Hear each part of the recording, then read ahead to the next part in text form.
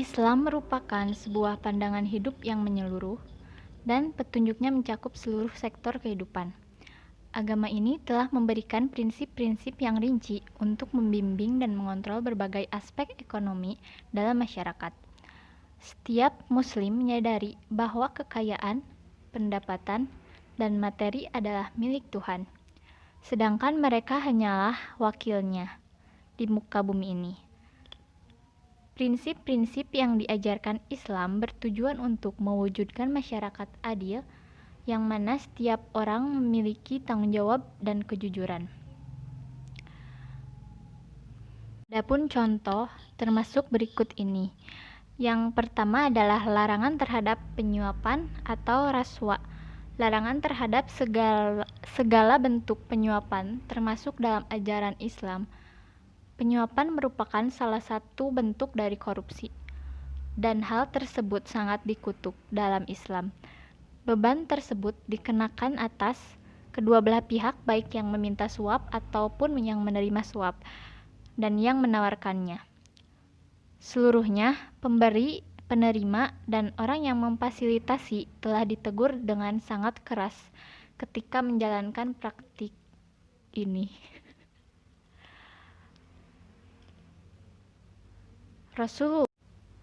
Rasulullah Shallallahu Alaihi Wasallam bersabda, "Laknat Allah atas penyuap dan menerima suap." Larangan terhadap kecurangan dan tipu daya. Islam menekankan tentang pentingnya kejujuran dan meningkatkan kepada para penjual untuk menghindari berkata berlebihan atau berdusta atas produk dan jasa mereka. Dilarang oleh Islam untuk mendapatkan harta atau kekayaan dengan penipuan, kecurangan, pencurian, atau kebohongan lainnya.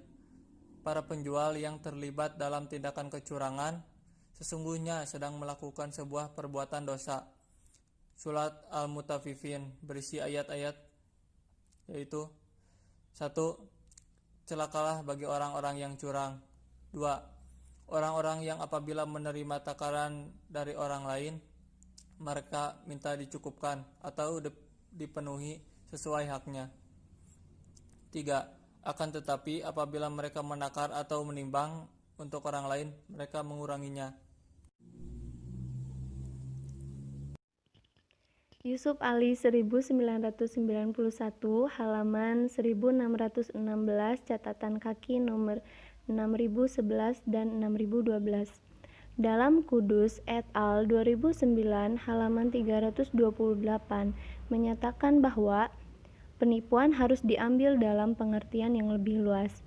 Hal ini merupakan semangat ketidakadilan yang dikutuk memberi terlalu sedikit dan meminta banyak.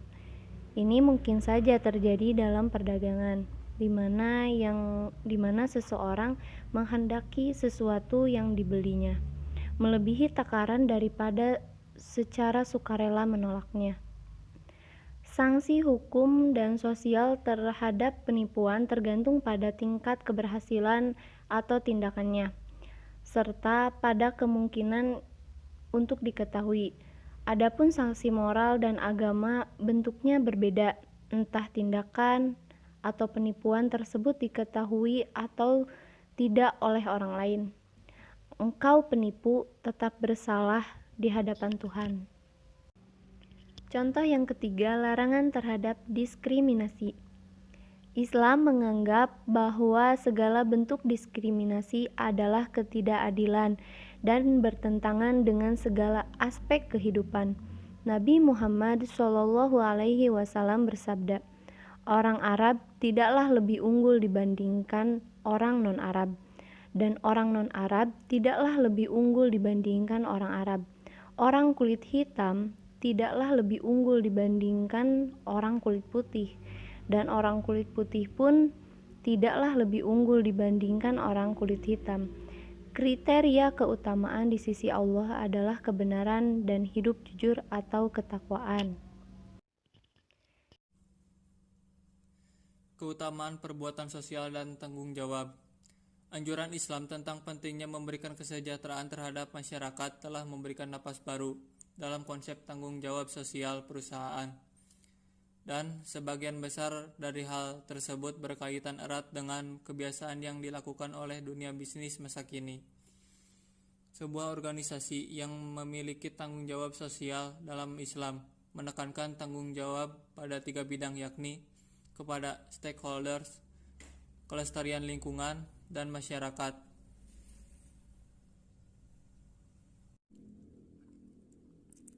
Larangan terhadap suku bunga. Islam melarang penggunaan segala bentuk suku bunga sebagai dasar dalam transaksi, apakah member atau menerima, dan apakah transaksi tersebut dilakukan dengan sesama muslim atau non-muslim.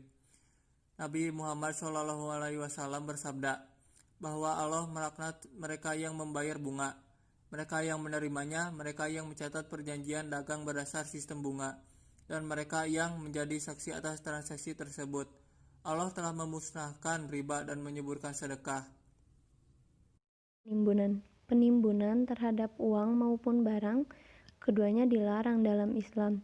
Allah Ta'ala berfirman, "Dan orang-orang yang menyimpan emas dan perak dan tidak menafkahkannya pada jalan Allah, maka beritahukanlah kepada mereka bahwa mereka akan mendapat siksa yang pedih." Quran Surat At-Taubah ayat 34. Hal ini berarti bahwa manusia hendaknya mengambil kekayaan yang telah dianugerahkan Allah sesuai dengan kebutuhannya atau tidak lebih. Di samping itu, Islam telah mendorong untuk mengeluarkan kekayaan secara pantas. Mengeluarkan kekayaan diulang oleh Al-Quran sebanyak 53 kali. Allah Ta'ala menjelaskan bahwa orang yang mengeluarkan kekayaan termasuk ke dalam bagian orang-orang yang bertakwa, yaitu orang-orang yang menafkahkan hartanya baik di waktu lapang maupun sempit, dan orang-orang yang menahan amarahnya dan memaafkan kesalahan orang. Allah menyukai orang-orang yang berbuat kebajikan. Quran Surat Al-Imran ayat 134. Selanjutnya, larangan terhadap gaya hidup mewah dan pemborosan. Setiap muslim hendaknya bertanggung jawab dalam mengeluarkan kekayaannya. Gaya hidup mewah dan pemborosan dilarang keras oleh Islam. Allah Ta'ala berfirman, "Dan yang termasuk hamba Allah adalah mereka yang apabila mengeluarkan kekayaannya, mereka tidak berlebihan dan tidak pula kikir, yakni di antara keduanya secara wajar." Quran Surat Al-Furqan ayat 67. Dan pada surat yang lain, "Wahai anak Adam, pakailah pakaianmu yang bagus pada setiap memasuki masjid.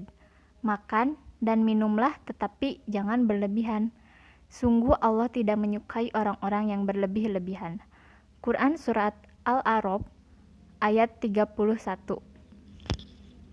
Setiap muslim yang memiliki kekayaan berlebihan dari yang mereka butuhkan, baik laki-laki maupun perempuan, diwajibkan untuk membayar zakat yang telah ditetapkan banyaknya 2,5% di luar kebutuhannya.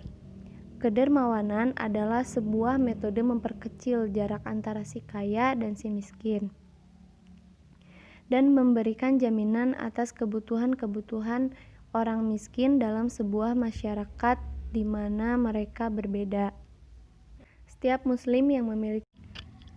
Seluruh muslim didorong untuk senantiasa memberikan sedekah atau dana sosial. Nabi Muhammad SAW bersabda bahwa tidak akan ada harta kekayaan yang berkurang karena disedekahkan.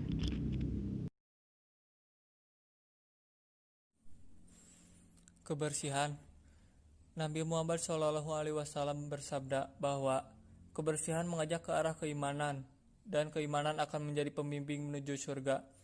Kebersihan tidak hanya ditetapkan pada daerah-daerah bisnis yang dapat dilihat oleh pelanggan. Hal tersebut hendaknya meliputi bagian operasional, perlengkapan, serta area gudang. Sekian pembahasan video dari kami. Mohon maaf apabila ada kesalahan. Wassalamualaikum warahmatullahi wabarakatuh. Every week is Fashion Week for me. Wake up, put on all the